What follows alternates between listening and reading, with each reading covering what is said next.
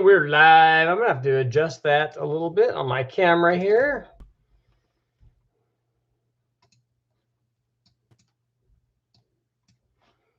Hopefully that's better. Let's see what we got going on. Yeah, look at that. We're all light and right. Still got some kind of weird lighting thing going on there, but we are live. It's after 7. It's 7:10. So tonight we want to talk about. I'm trying to post both the videos today, but I'm having trouble with my Adobe Photoshop. I can't do the. Unfortunately, I cannot do the thumbnails for them, and that's what's holding me back. But we have the small block Chevy and small block Ford power adder stuff where we've run lots of different kinds of power adders on a few different motors. In the case of the Chevy, it's a 305, which everyone loves, their favorite Chevy motor, a 350 and a 383.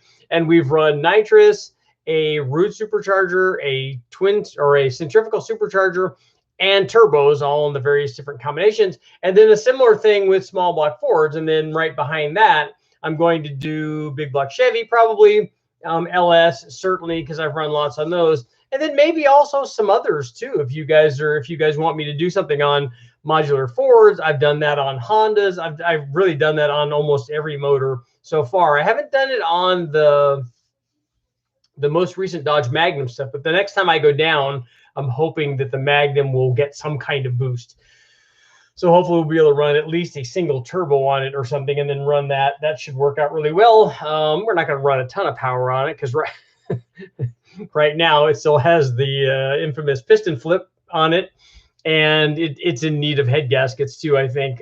So we'll have to put, and I think when we were taking it apart, I think we looked at the bearings, so it might need rod bearings or something. But we'll have to take a look at it and see. I definitely would like to put head studs in it. We'd like to put new gaskets in it. And since it's going to be apart, we want to change the ring gap. Obviously, we didn't want to do that in the piston flip thing because that would have negated all of the big power changes that we saw. If you guys probably haven't seen the video because I haven't posted it, but there's a Engine Masters TV show coming out on it, on all the work that we did, and it's basically nothing. So, but that doesn't mean that's the end of that discussion. I mean, there's lots more cool stuff that we can talk about with that, and I plan on doing that.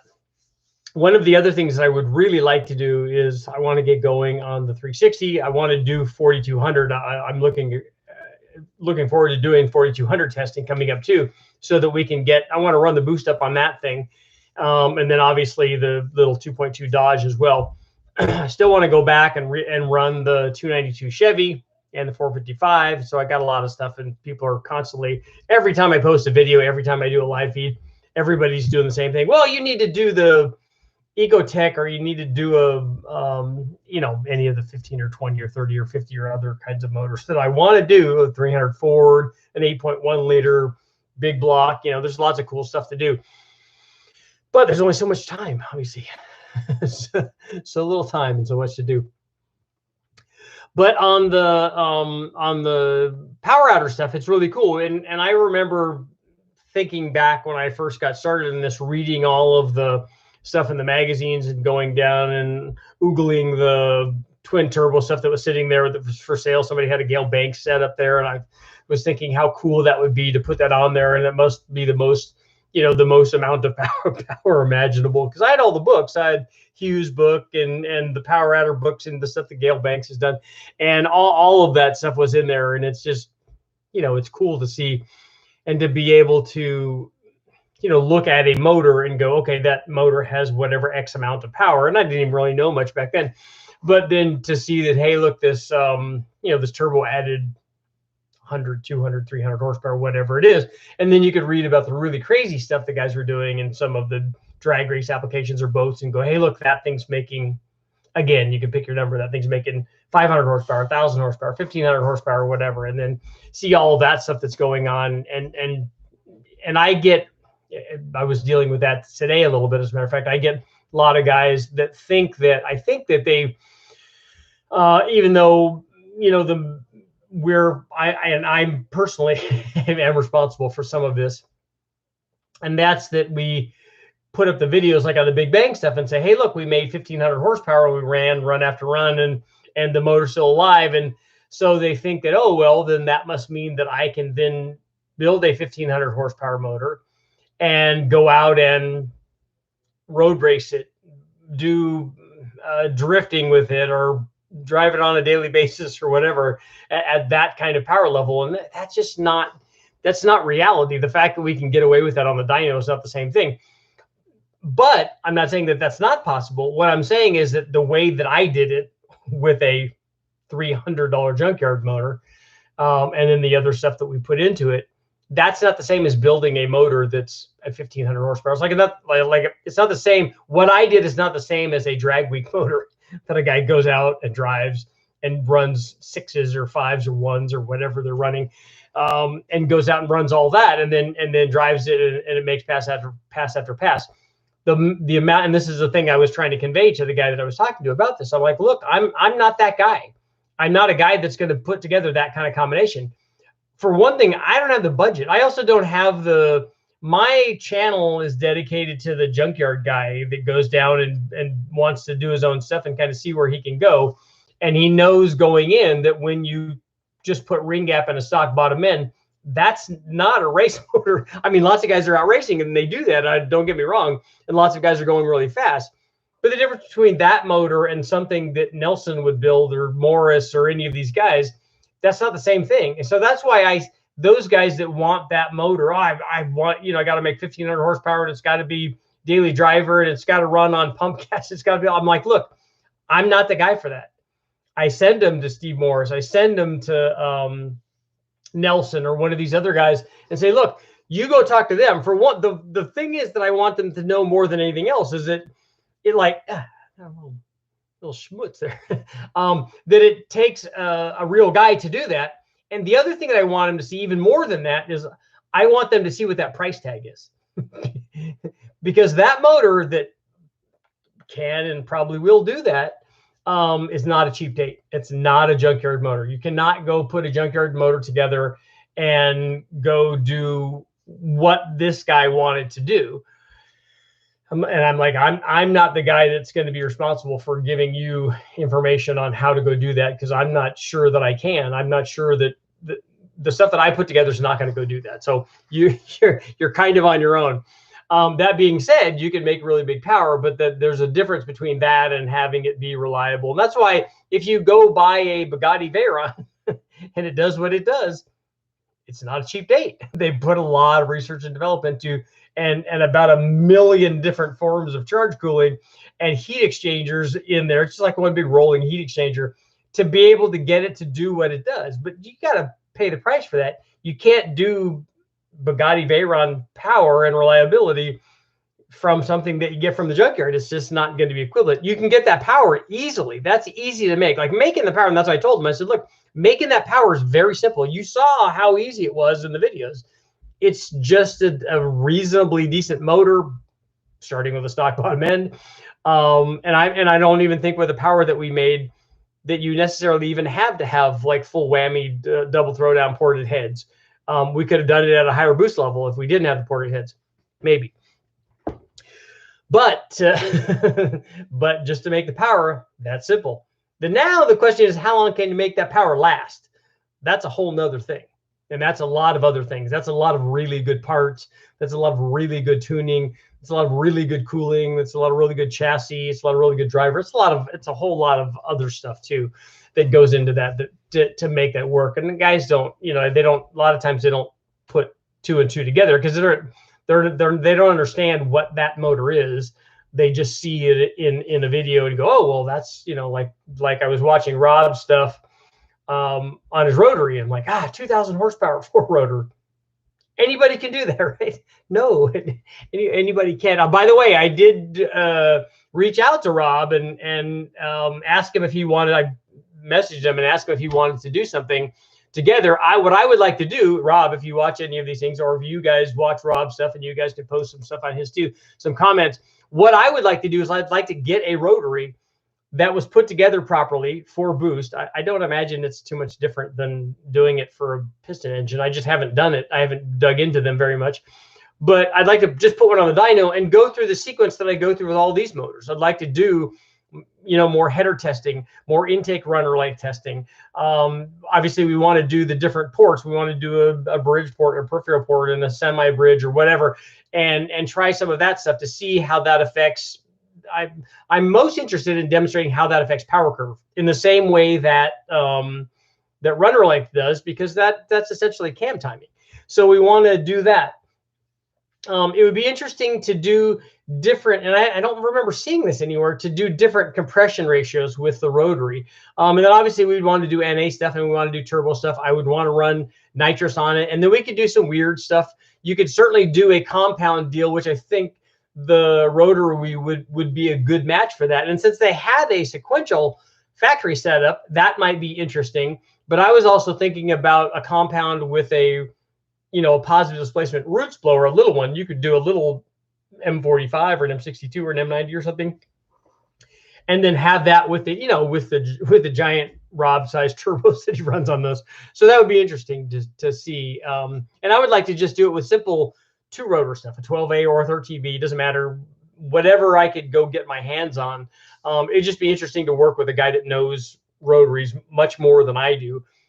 I could fake my way around it, but it would be better to do it with somebody that understands it. And I think that he would think it would be cool to come over and do. I'm hoping that he does tuning and stuff, and so he could give us an idea on where we need to be for these things. Because I haven't done a lot of. I've never run a rotary on the engine dyno. I've done a fair bit of chassis dyno stuff, but I wasn't doing any of the tuning. And the ones that we ran were carbureted anyway, so it wasn't difficult to do that part of it. I didn't do any of the tuning on turbo stuff later on. We ran some things where we would raise the boost to put exhaust on them, those kinds of things, simple things, but not like what's going on now. So that would be cool to do that sequence on a rotary.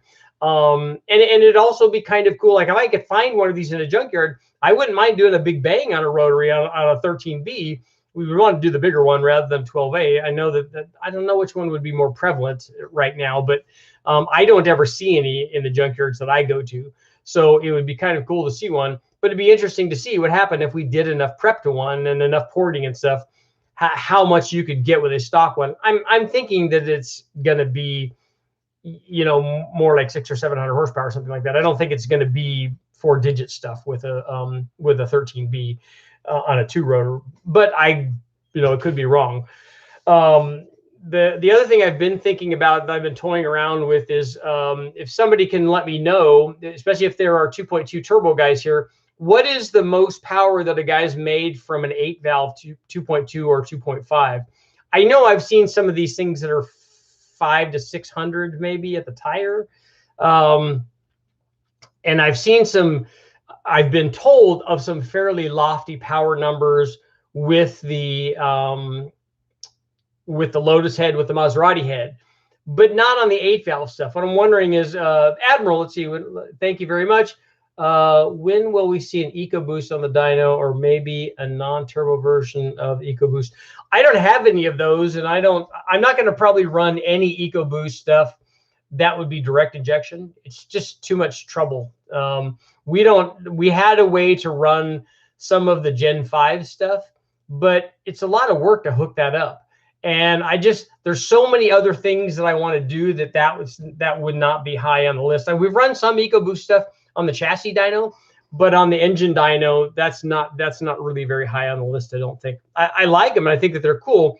And I would love to have a newer EcoBoost 4-cylinder in an older SVO Mustang, or even in a SVO Mustang clone would kind of be even better. So that SVO Mustang guys would probably shoot you if you put something else in there. But if you just had an old 4-cylinder one and you made it look like an SVO, and then put the Conies on it and the 5-lug and all that stuff, but then used a modern EcoBoost motor, because those make a lot more power than the 2.3 does. So that would kind of be cool. But the 2.2 would be interesting to see what let me know what you guys have seen. 600 crank, you've seen that, Mike. Somebody did send me some information on and I think it was a 2.5. It was an NA motor, and it made 250 or 260 horsepower. I think, if I remember right, that it was was fully done. It was a dry sump, and it was probably very, very high compression, I would imagine, because it was an NA deal, and it looked like it had a custom intake manifold, and it was, it was all done up. So that those kind of numbers are possible, but that's a lot of stuff, though. I mean, a dry sump is really expensive, anyways. But obviously you're never going to run a 12 or 13 or 14 to 1 compression with a turbo. But I think that it would be interesting to try to take a look at not having such a pronounced dish piston and maybe have a flat top piston, because I think 10 to 1 or something would be a much better way to go on that motor than 8 to 1. But I could be wrong there. I would like to talk to somebody about that. The dry sump definitely, or at the very least, you definitely want to do modifications to the oiling system. As I looked at it, it was not great. It needs, at the very least, a baffled pan, but it needs a crank scraper and a windage tray, and it needs I'm sure, the oiling mods and stuff for that. But a dry sump would solve a lot of those problems, and that's something I wish I would have done on the Honda when I had it, but we never did. We just ran the wet sump stuff. But that would be interesting. So the limitations would be I think maybe, I don't know that you'd have a limitation in camshaft with that. There's enough cam, but the problem is putting lots of camshaft in it's not going to do you much good. Even if you can get the RPM, you just don't have any head flow to make it work. But that's something I'm looking into, and I'm curious as to what guys have done on how much power they've made with some of those. Let's see. You can still buy the SVO Fox cheap in Canada. Nobody wants them. Wow.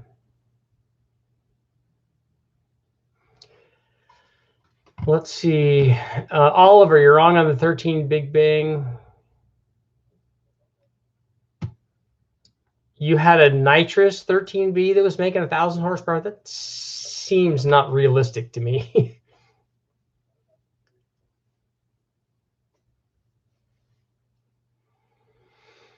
Let's see. So, Instagram. So you want me to check that?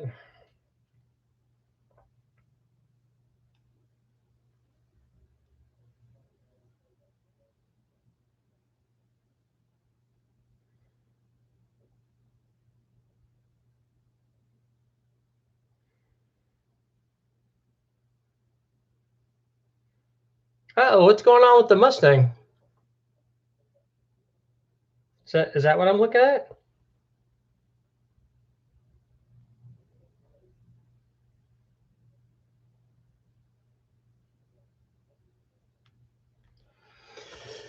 So what happened? that's not good when they're crashed like that.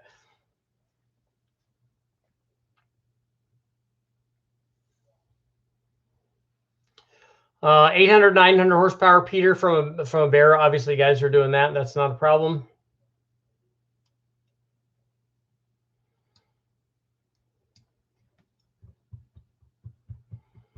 I think 200 horsepower NA from a 8 valve is possible. And I think that I'm hoping to see good things when David's done with porting on that.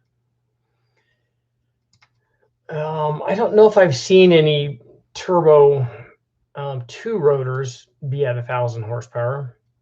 But if Rob did 2,000 with a 4 rotor, it would make sense that you could, right? I just don't know if those are like billet rotor deals, not stock bottom end deals. Big block forward stuff would be good.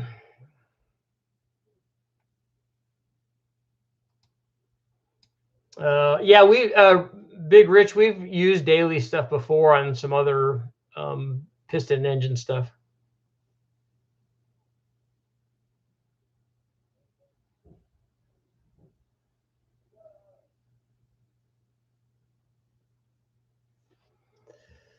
Let's see, Andrew, 400 block, 327 crank, track ones, pro ones, solid roller.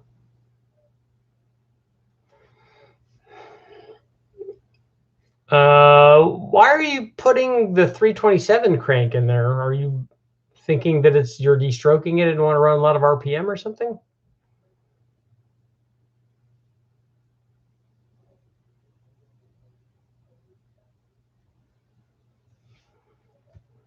We need Ford stuff that is 302. I have 351, 400M, Coyote, modular. I have endless modular stuff that I have not posted. The reason I haven't posted it is because when I post it, hardly anybody watches those videos.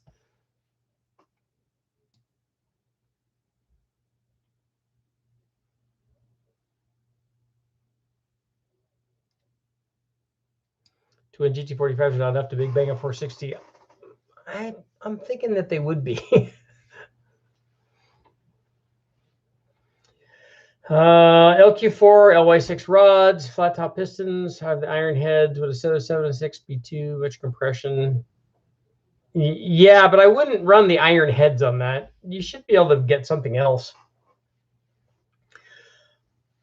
You can run 706 heads on a flat top. The compression is going to be fairly high. It'd be higher than I would want probably for turbocharging, but unless you have really good gas.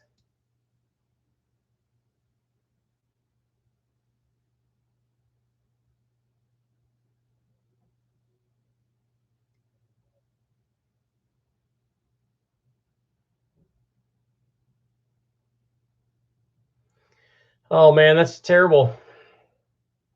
It's terrible about the Mustang. It's crashed pretty good. They use side draft carbs for the NA 2.2s. Yeah, this thing had some kind of either side drafts on it or stacks or something on it. I know that car did look clean.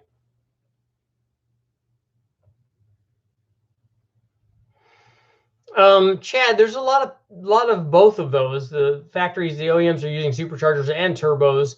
One of the things is that the packaging is good for especially a Roots or some kind of positive displacement supercharger. Sometimes the exhaust and the cat routing for the cats and the light off of a cat is much easier with a Roots blower or a twin screw, some sort of, that type of force injection rather than a turbo.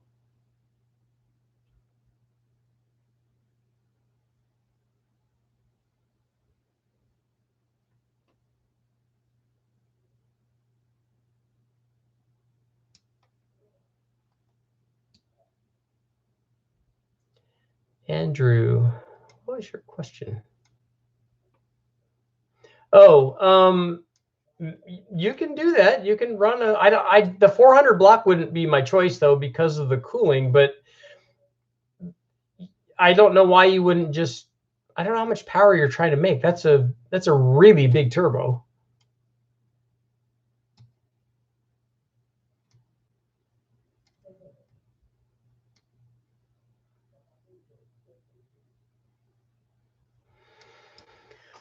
Craig, on that, a B&M 144 is going to be kind of dictating how much power that thing makes. Better heads might lower the boost a little bit, so you might be less prone to detonation. The power is not going to go up dramatically.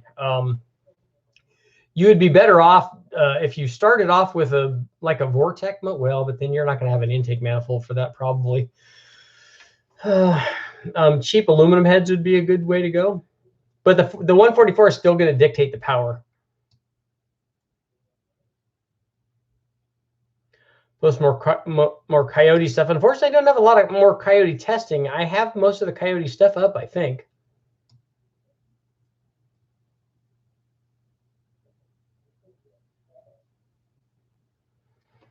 I don't have any big bangs on the mod motor stuff.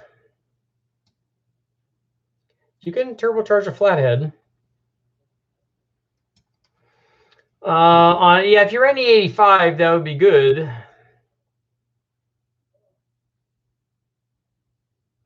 Yeah, and I would stick with the cathedral port head. You can make more than enough power with that. I almost think with the flat top piston, I might be more inclined to use a 317 head, even though the 706 head makes more power. But if you're driving around and you're worried about octane, then I think I might go with the 317 head. Ideally, a 799 head or a 243 head would probably be the go-to thing there.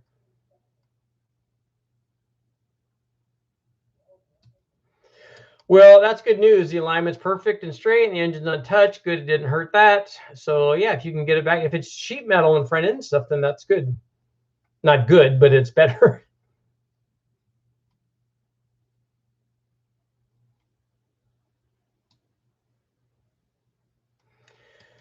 That's a lot of blower speed, Tim, for that, and especially if those guys that are running those insanely small blower pulleys and then an overdriven crank pulley. Though there's not a lot of room for the crank pulley because the oil filter adapter nonsense is right there. But so you can go a little bit bigger, but they're running those drive ratios. I would think that those guys would also be running more engine speed, because that's going to also, like if you're only running to 6,000 RPM, the multiplier isn't nearly as much. But if you're running 6,500 or 7,000, then all of a sudden you have a lot more blower speed. I'd actually like to do an Iron Duke now that everybody brings that up. An Iron Duke has to be on the list, and a North Star too, even if I only just run them stock.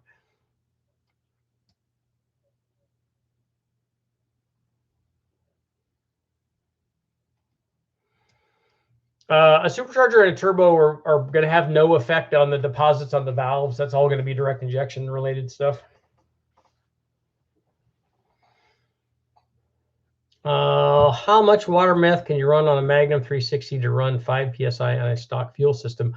I don't know what you mean by the stock fuel system. Do you mean the fuel pump flow, or the stock injector, or are you just trying to run the water meth as your fuel enrichment for the added boost? I would not recommend that.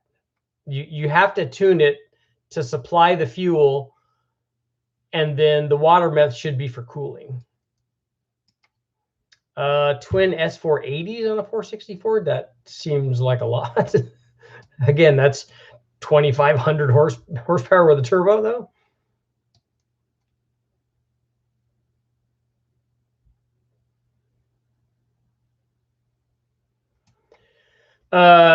Taj, yeah, cooling in between the compound stages is always a good idea. Really, on a compound setup, it would be best to have twinner cooled. That's a good word. You want intercooling after each stage. So from between the blower and the turbo, between the turbo and the motor, or if you do it vice versa. I don't know why you're blowing with the supercharger into the turbo. That doesn't make a lot of sense to me. But if you're doing it, God bless you. But yeah, intercooling between both would be a good idea. On the go, welcome.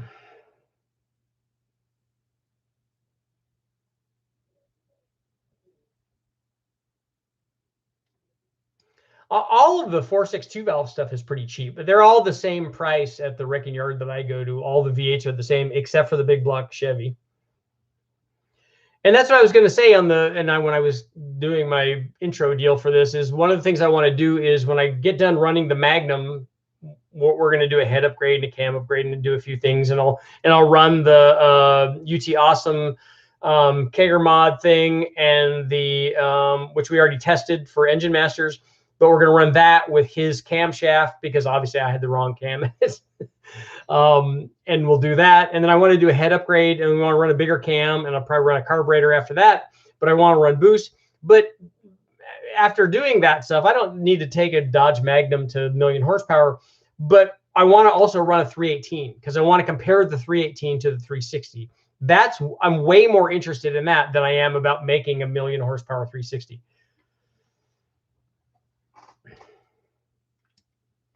Yeah, 144, Craig, is awesome. Just if you have it on there, it's like 5 or 6 pounds or whatever. It's good. As you go up in power of the NA motor, the boost from that, supplied by that, will come down, and which is good, because you'll make more power and lower boost. Karen, the guys at Brian Tooley Racing were talking about doing that, and that's one of the things that we're looking at to run boost on those things. He did do a comparison, port injection versus direct injection, and the direct injection actually made more power.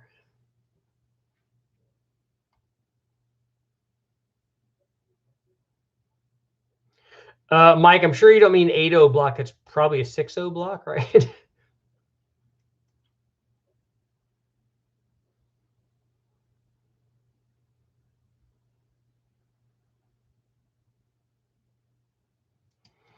Tucker, you can look and see how they spooled on the video. I don't know if I ran a T6 S475, or if we ran the VS Racing 78, 75 versus that. I don't even remember now.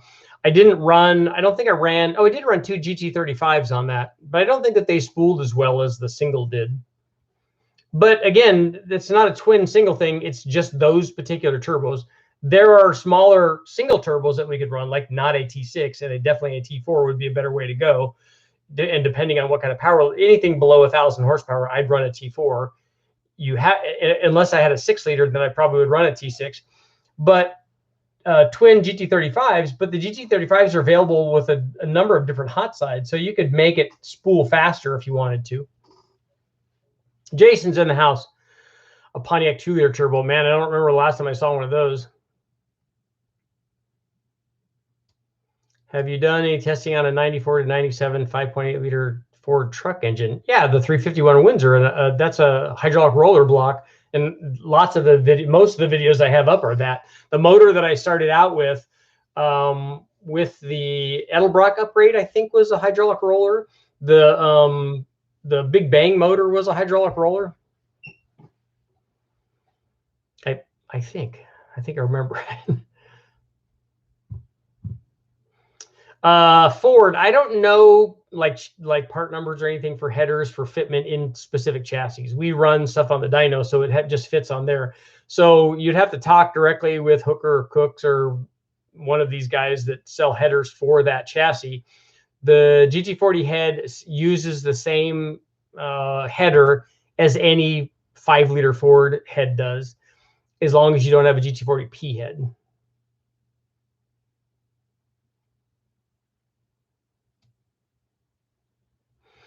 The Admiral, the problem, and I appreciate it and love you guys for it, offering to send stuff over, but the problem with that is it's more expensive to send the motor to ship it than it is, especially if we're shipping it both ways, than it is for me just to go get one from the wrecking yard.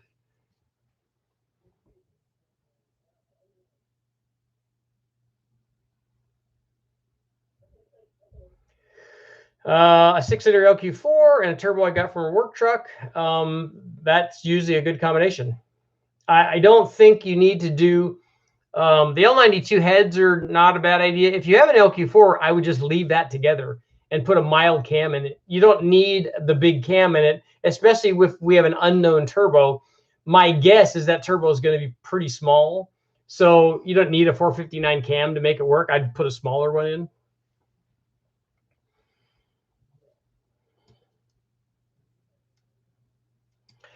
I don't think that there was an aluminum. There was an aluminum 3800 block, and I don't think that there was an aluminum 3.8 block.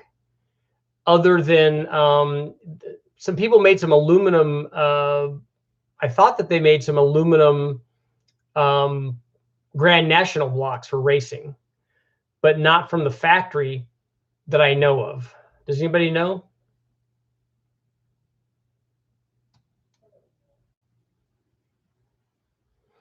You can add water meth as cooling between the stages. The stock iron Chevy heads are fine. You just want to seal them, obviously.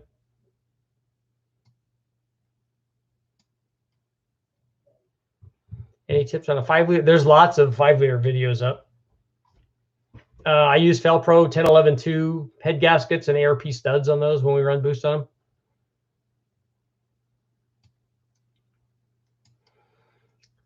An electric clutch M62. What an M62 is going to be too small unless are you putting this on a small motor? Did I not remember what size motor you're putting this on? Hopefully not an LS, because an M62 is way too small for any kind of LS motor. Rex is in the house. Take the Magnum to the moon. I remember the 2-stroke diesels. One of the guys that we raced with had one, and it was turbocharged and supercharged. Will you pick up power running GT40 heads and intake on a 94 5-liter? Yes, definitely. The E7TE heads that they have on that 94 are not good, and that 94 intake manifold is not good either. What's your guess on a 9-to-1 540 with twin blow through? I don't know anything else about the motor, so I don't know what we're starting out with. Twin 7875s will support about 2,000 horsepower. So if you can turn it up far enough and your motor will take that, that's kind of where those turbos can go.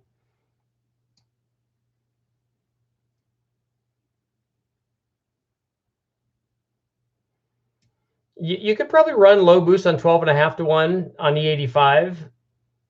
It would not be my recommendation. Also, because if you have 12.5-to-1, do you have a dome piston in that thing?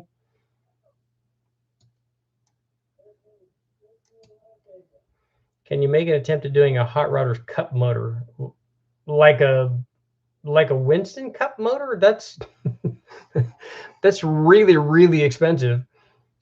The block alone is, I don't know how many thousands of dollars.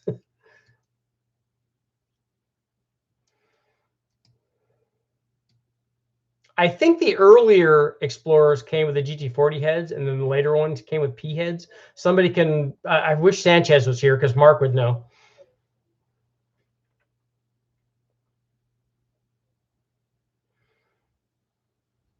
I don't know why a GT40 head would be any different than a regular head in terms of headers fitment. A big bang 1-liter Chevy Turbo Sprint would be good. I have one of those.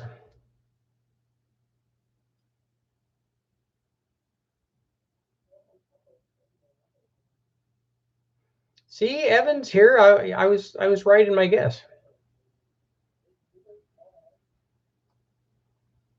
I know that the P heads have issues with header fitment and spark plug access, but I thought that the question was between a GT40 head and a stock E7TE head, because those should be the same. Those should take the same header.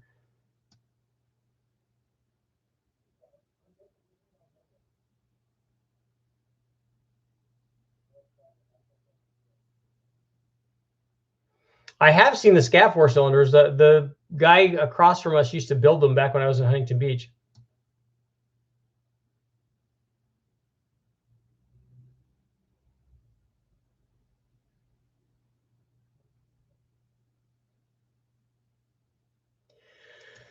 Jack, the 1.8 Ecotech Chevy Sonic project has begun. External wastegate, T4 flange. That's good. That's a T4. So you're getting serious.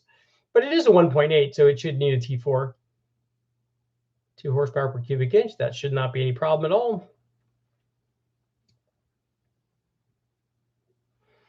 I have a 350 with a 231, 239. That's a good camshaft. Dual plane.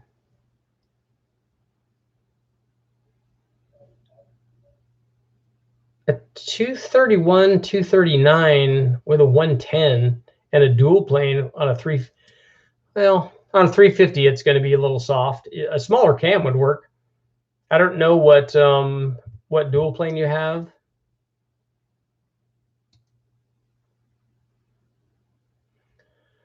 Cliff, I have a 71 Jensen Interceptor with a stock 383. Would a turbo make sense? Yes, definitely. Those are kind of cool. Gentleman's Express. There was a guy that brought one out to the Silver State when I was out there one year. As a matter of fact, we rescued him because as is typical of a Jensen Interceptor, it broke down on the way out there. And we stopped to help the guy. And he said, hey, my buddy just started walking down he's in the middle of the desert, started walking toward the town, which I think was 20 miles away or more. And we said, dude, we'll help you out. We'll come get you. So we put him in the car and then went and picked up his friend. And his friend was like walking through the desert. We're stopping like, hey, dude, come over. He takes off into the desert. He thought we were trying to attack him or something. It was pretty interesting.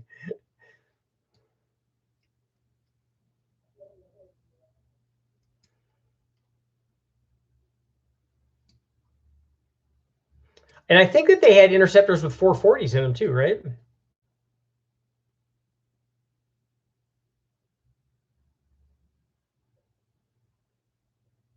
Oh, it's okay, Taj, that makes more sense. It's a 4G63. Okay, that an M62 then should wake that thing up a little bit down low.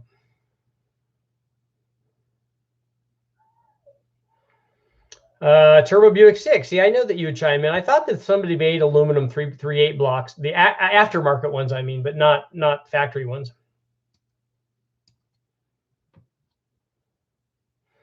Yeah, there are superchargers out there that have clutch pulleys on them. I think Toyota had one for the MR2 as well, if I remember right. And I think that that compressor in the Mercedes is not a roots blower. I think that that's a twin screw. Ford, if you're running it NA, I would run it carbureted.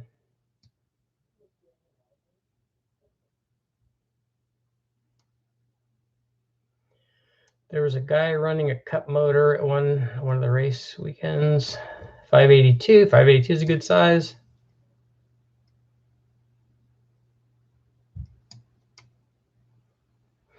I remember trying to run shorty headers with P heads, and it was kind of a nightmare. And then the shorty headers running equal length shorty headers was even more of a nightmare.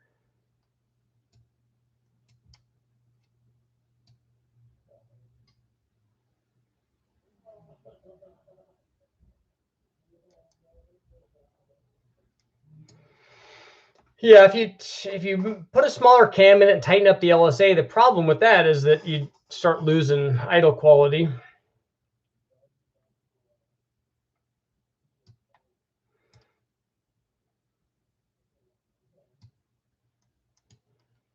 Does anyone know if an AFR 185 head will clear a stock 91 forged piston with a stream out 274 cam? I don't think that it will. I think I had to do. I took the motor out of my Mustang when I did my first testing at West Tech, and we used an ISKI notching tool to notch the factory forged pistons, and I ran a million tests with that motor, and including putting 185 heads on it, which were back then were kind of the head for that small block Ford, and then we ran a 274 cam and a lot along with 12 other cams. Can you have too big of a throttle body on a 5.3 LS with twin turbos? You can, because there's no reason to have a big throttle body on there. The stock throttle body, if it's a manual throttle body and not a drive-by-wire, will work just fine. But the throttle body should just be matched to whatever the inlet of the intake manifold is. So if you have a 90 millimeter opening, you put a 90 millimeter throttle body on there. If you have a truck manifold that's a 78 or 80 millimeter, that's as big a throttle body as you need on there, because there's no reason to put a bigger one on there. I guess you wanted to port match it or whatever, but then you have problems with the sealing because of the way that they have the O-ring and stuff. The amount of air that you can blow through even the stock throttle body is tremendous.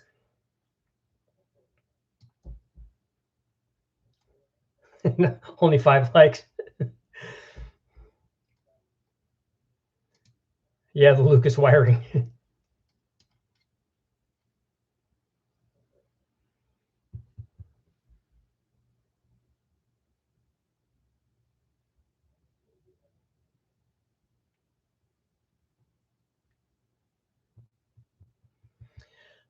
Ford, you want to build a 3-valve V6? I have lots of videos up on that, and we ran 3 valves. A 3-valve makes a lot more power than a 2-valve. So right off the bat, you're not going the wrong way. And we ran boost on those, and they did good.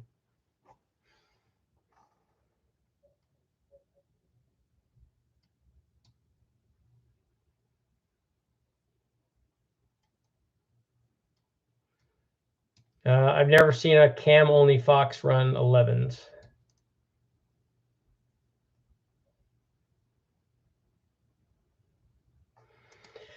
And Derek, it doesn't have to be boost related. It can be any question.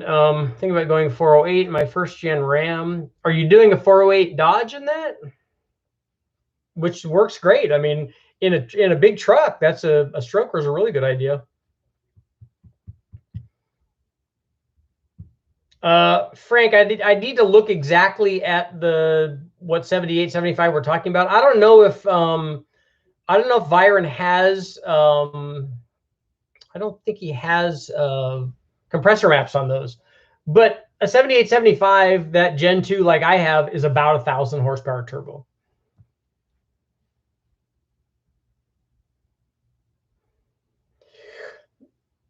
The Turbo Grand Prix an aluminum block, the 3.1 liter.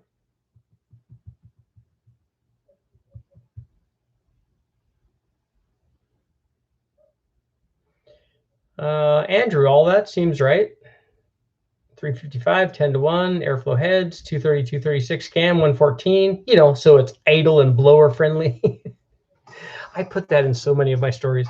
750 for a 480 T6, an S480 T132, T56 trans, and an S10. That's all perfect.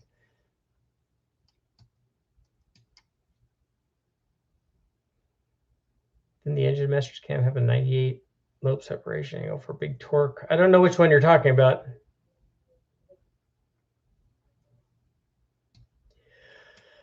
All right, T, let's see.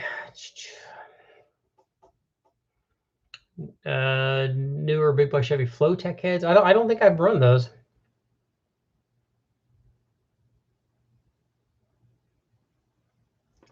Big Rich, some guys have tried that already. There way back there was a spring-loaded advanced mechanism or a centrifugal advanced mechanism on the cam gear that somebody had. I haven't seen it. And somebody did a pneumatic one for the Dodge, but it was, you know, you have to have a pneumatic system hooked up to it, so it's more of a gee whiz kind of thing. But I haven't seen any other like on-off kind of deals.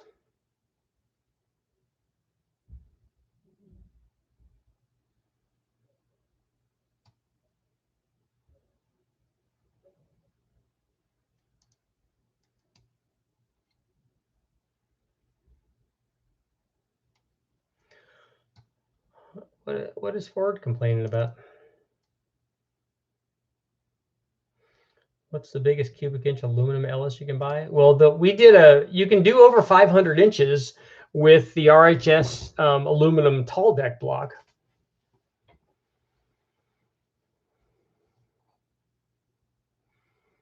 Cliff, if you cracked a piston, it wasn't from boost; it was from detonation. I haven't seen boost crack it from a strength standpoint. It was lack of ring gap, which is normally what happens, or too much timing.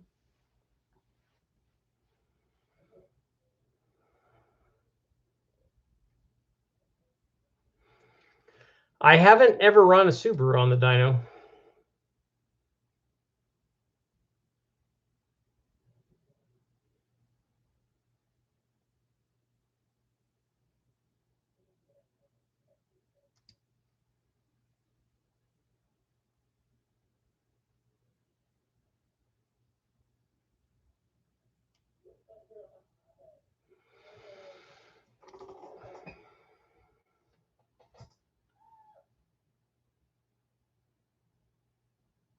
Oh, okay. Yeah, we don't need any of that. There's no reason to complain. Life is good. A 462 valve, a stock one, the GT45 works really good because that's sized right for that kind of motor. And then if you want to go to 1,000, you go up from there. I did search YouTube for fastest Shelby Charger 8V, but it's all that comes up as a 10 high 9 thing. Tucker, we'll see you later, man. Have you seen the tall deck? I've seen the ones at AccuFab, and who is it? BAE or somebody like that did them with AccuFab. I've got a bunch of photos of those. Man, those things were like, that was like jewelry.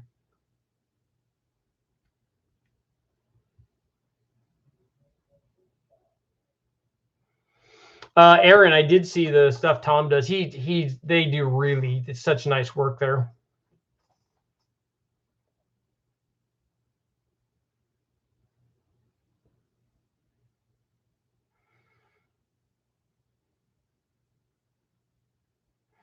I've never tried a VS Racing gate. I think that Matt has run a bunch of them, and I'm sure that they work.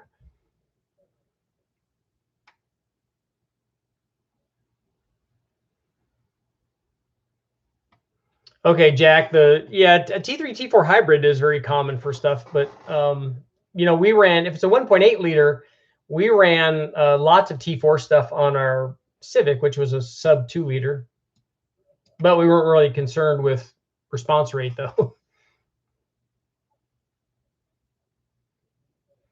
5-inch stroke Coyote, anyone?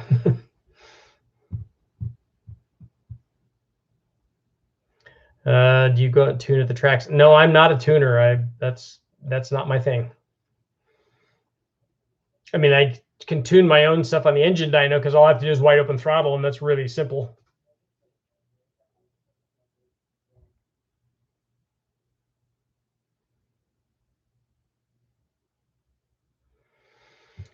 Biggie, take a look. I have all of the cams up on the we tested all of the comp cams. Those videos are up. You can see what kind of power they make. A really good 462 valve with a ported PI head on a non-PI short block with a PI intake manifold, and I think we ran 274 cams in it. Was right at about 400 at the flywheel. I have heard of Molnar.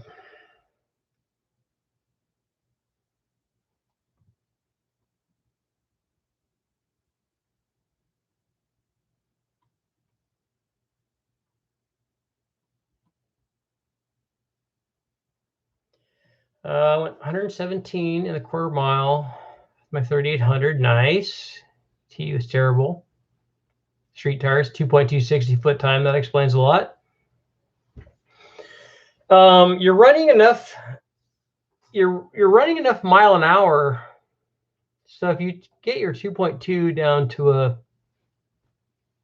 I don't know, a 1.7, 1.8, you might need another 2 miles an hour or 3. Can you take some weight out of it? I think you can make a 542 valve make more power than an unmodified Gen 3 Coyote. No, I don't think you can. I don't think it has enough cylinder head.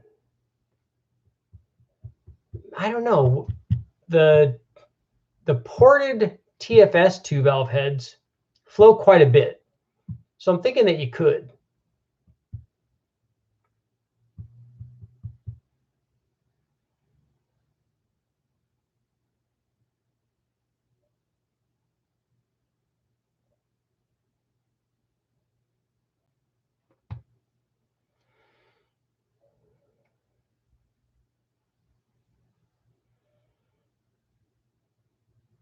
Ooh, I have a Hayabusa turbo. How much horsepower? I put the boost to 93. So I don't understand. ECZR, are you putting a turbocharged Hayabusa motor in a Miata? Is that what you're trying to do? Because that's cool. Always with the motorcycle swaps into the cars, it's always connecting the drivetrain together is always the problem with those. Lots of guys try to do that at Bonneville.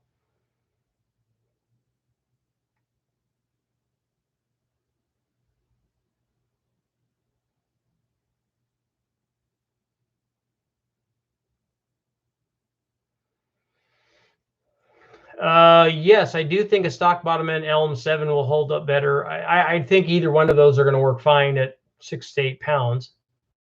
Just put ring gap in them.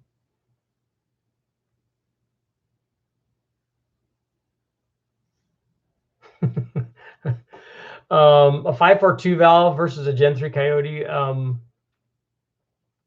I think would get just several views. People are not really that interested in mod motor stuff. They're interested in mod motor Big Bang Coyote. They probably would watch that. Uh-oh, my connection's unstable.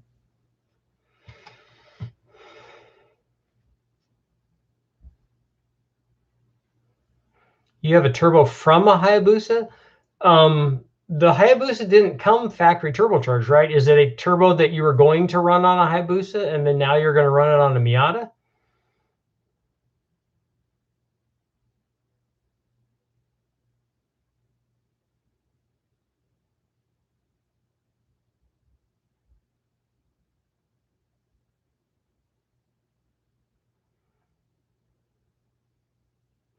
Yeah, Jack, for your application, especially if it's not a high-end kind of thing, we ran it on the Honda because we have lots of RPM to deal with, and it makes a lot of NA power. That motor made 230-ish horsepower NA, so it was doing really well. And like I said, we didn't care about boost response. We just wanted less back pressure than boost pressure and lots of power. We were running like a 72 millimeter turbo. So for yours, that would be a T3, T4 hybrid would be a much better way to go. Yeah, the dwarf cars are a good example of the bike engine stuff. Those are not very aerodynamic for Bonneville, though.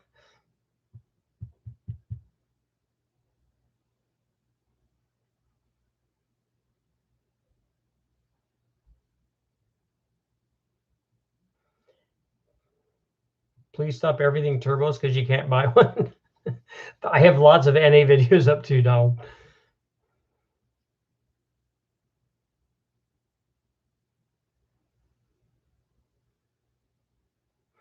I have not heard that about Toyota testing a diesel.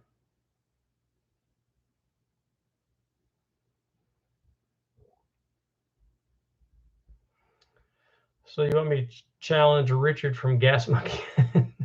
He's not an engine builder.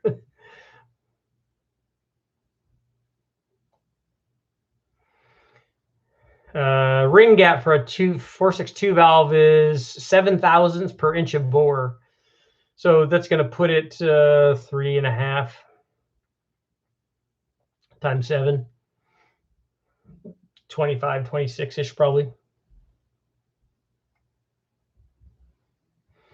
No, the person that I would challenge, I would wish Tony would have challenged me to do the 318 build that he had challenged Dulcich and Freiberger to do. They won't do this because Dulcich would just destroy him. Dulcich is a real engine guy, and what he does, and like in Engine Masters and stuff, he's really sharp. A lot of guys don't realize that, but he's a really good engine guy, and that wouldn't even be close if they did some sort of build up like that. But I think I have a better idea on what Tony has in mind, and I think that I would very much like to be part of that if he would ever do that.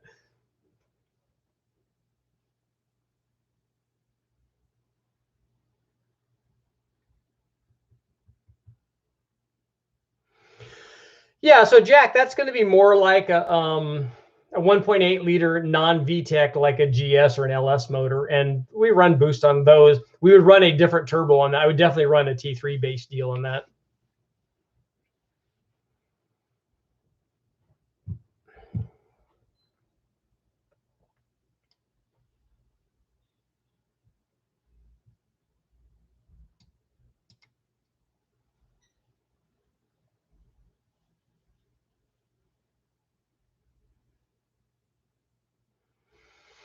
Yeah, he knows a lot. He's really good with Mopar stuff. Yeah, Cliff, a 250 is not going to be it's not going to be real stellar, but with boost they come alive. At 7.5 pounds or 50% better.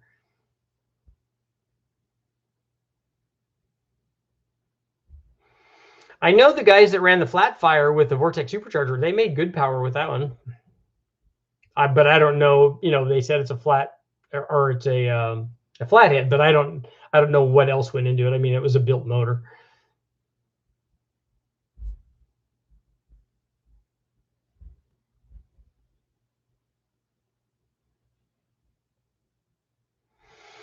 Okay, we have a minute and a half.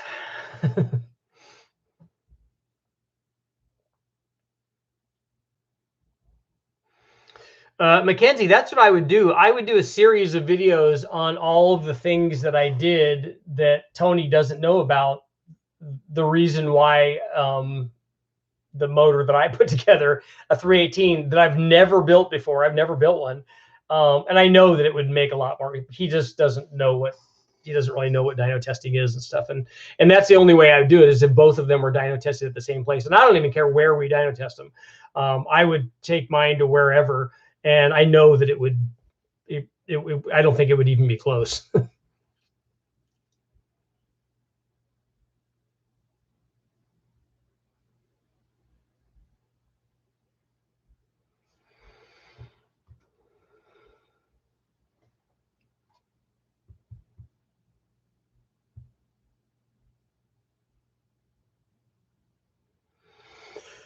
Okay, guys, it's time for me to get going. Thank you all for showing up. If you guys follow Rob, go over there and tell him he needs to do some engine dyno stuff with Richard, because that would be awesome.